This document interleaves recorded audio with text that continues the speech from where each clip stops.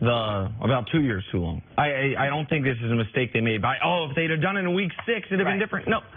The Jaguars made a conscious decision a couple years ago. We think we can win a Super Bowl with this group. And you know what? They were damn close to getting there. If there's not what I think was a faulty whistle on a Miles Jack scoop and score, they're going to beat that Patriots team and go to the Super Bowl. And Blake Bortles would have been a participant. Now, he wouldn't have taken them to the Super Bowl. He would have been on the bus that was driven by the defense.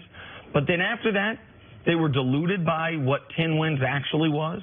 They were deluded by the fact that they thought because we have all this great defensive personnel, it guarantees they're going to play to the level they did last year, have the unprecedented health they had last year, where their top 12 defenders only missed 4 games combined total due to injury.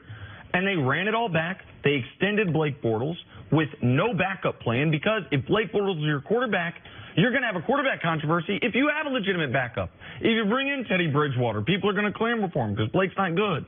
And so I don't blame Blake Bortles for being Blake Bortles. I blame the football people for tricking themselves into thinking in 2018 this is a sustainable way to run a franchise, a sustainable way to win football games. They're laying in the bed they've spent the last few years making. They were trying to bank on, they were going to be like Tampa Bay, where they were going to have a quarterback who was not a star, someone who was a manager of the game and a great defense in warm weather, and our defense will be able to overcome people playing in good conditions. Tampa Bay, that's how they won one Super Bowl, but that's also how Tony Dungy got fired.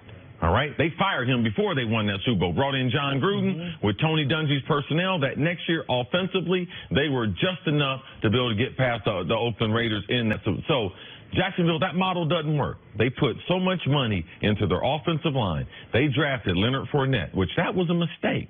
Leonard Fournette is not going to be – there's not no backs in the NFL that look like Leonard Fournette. There's no prolific backs that run to contact like Leonard Fournette. You cannot stay healthy. And he has not had a good season since his freshman year. They drafted him at number 4 because off his freshman year at LSU, where he dominated college football. He looked like Herschel Walker looked when he was in football. He looked like Bo Jackson looked like when he was in college football.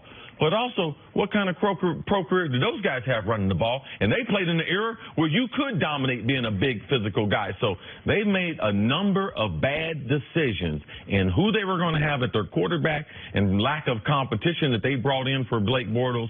And they had the opportunity to bring in Cap. They didn't bring in Cap. And you could start to see that the decisions that they have made now, you could see this is the team they put together, and Blake Bortles can't support this team. See, what do you always say? You said that this morning, we are nothing but a collection of our decisions. Yes.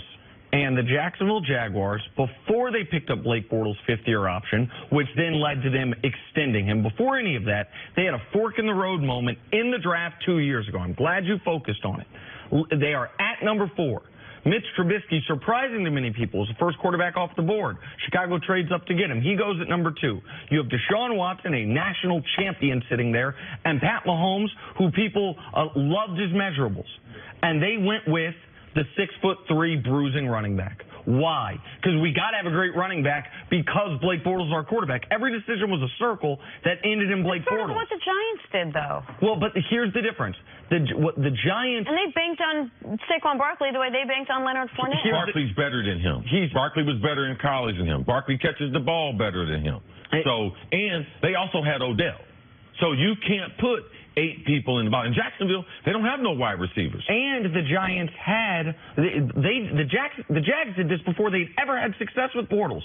The Giants did it with the quarterback they'd won 2 Super Bowls with, and 2 years before they went to the playoffs. But by the way, you're right that both teams 3-8. Yeah. Like both teams did. Both teams 3-8. And running back's overrated. And so they're in. So the Jags made that decision. And now they got to – I don't understand why they wouldn't bite the bullet and just pay out the 5th-year option, let him play under the 5th-year option. People should understand because he wouldn't have passed the physical, the 5th-year option became guaranteed. So now they're on the books for $17 million against the cap next year. Next year. If they cut him, that's what it is. Right. It's more if they don't. No, they have no plan. They have no plan at this position. And Tom Coughlin's on the radio as we speak. I was reading it on Twitter during the break, talking about we were a play away from the Super Bowl. You were. You were a play away Not from anymore. the Super Bowl, but now you are as far away from a Super Bowl as any team in the league, and they could have fallen into the model that's working for Chicago and Houston and Kansas City, which is spend a ton of money on a really good team around a young quarterback. Instead, they spend a ton of money on a really good team around a running back. That don't work in 2018. And now their guy's Cody Kessler, and what's his record, see? 0-8 as a starter. 0-8. Yep, real pissy. So if you thought you was going to get some relief, you're That's it. sleeping Take it. with the